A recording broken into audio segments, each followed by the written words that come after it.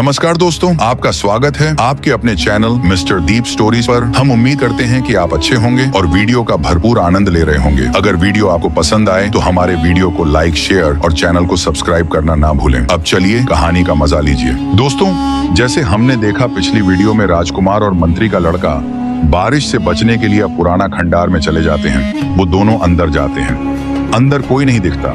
दोनों रात भर के जगे हुए थे।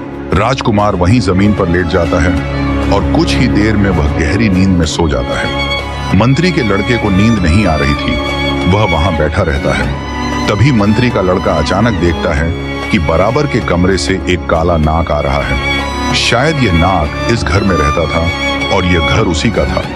अपने घर में उन अजनबी आदमियों को देखकर वह नाग गुस्से से आग बबूला हो जाता है और बड़े जोर की फुफकार मारता हुआ वह भकाला नाग राजकुमार की ओर बढ़ता है।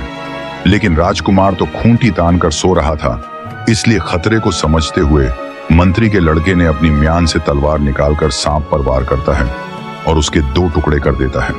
फिर उस सांप को तलवार से उठाकर एक कोने में पटक देता है। दोस्तों, बाहर अब भी बारिश हो रही थी।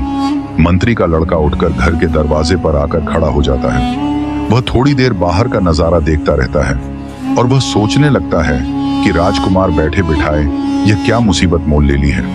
अच्छा होगा कि अब भी उसका मन फिर से बदल जाए और हम दोनों राजमहल वापस लौट जाएं। पर वह राजकुमार को जानता था। उसे यह अच्छे से पता था कि राजकुमार बड़ा ही हठी स्वभाव का है। जो वह एक बार सोच लेता था उसे पूरा करके ही रहता था। इस तरह और ना जाने क्या क्या विचार उसके दिमाग में चक्कर लगा रहे थे।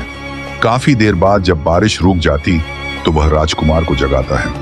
राजकुमार उठकर बैठ जाता है और कहता है, बड़े जोर की नींद आ रही थी। अगर तुम मुझे नहीं जगाते तो मैं घंटों सोता रहता। तभी उसकी निगाह कोने में पड़े नागराज पर जाती है। उसे देखकर वह चौंक कर खड़ा हो जाता है और विस्मित आवाज में बोलता है, यह कैसे हुआ? तब मंत्री के लड़के ने राजकुमार को सारा हाल सुनाते हुए कहता है, वह तो अच्छा हुआ कि मुझे नींद नहीं आई। अगर मैं भी सो जाता तो यह नाग हम दोनों को डस लेता और हमारा सफर यहीं पर खत्म हो जाता।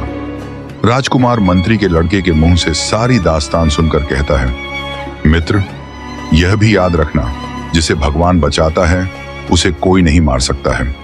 हम लोग एक बड़े काम के लिए निकले हैं। जब तक वह काम पूरा नहीं हो जाएगा तब तक हमारा बाल भी बाका नहीं होगा। मंत्री का लड़का इस बात का कोई जवाब नहीं देता है और दोनों सामान बांधकर घोड़ों पर जीन कस आगे की तरफ निकल जाते हैं। चलते चलते सूरज सिर पर आ जाता है। आसमान एकदम निर्मल हो जाता है। तभी उन्हें एक तालाब दिखाई देता है। वह दोनों उस तालाब को देखकर रुक जाते हैं और भोजन करके थोड़ी देर आराम करने लगते हैं। और दोस्तों, विश्राम करके वह दोनों अपने आगे के सफर पर चल देते हैं। अगर आपको यह वीडियो पसंद आया हो तो कृपया लाइक, सब्सक्राइब और शेयर जरूर करें। और अगर आप ऐसी और दिलचस्प कहानियां सुनना चाहते हैं तो हमारे चैनल मिस्टर दीप स्टोरीज को सब्सक्राइब करना ना भूलें। धन्यवाद।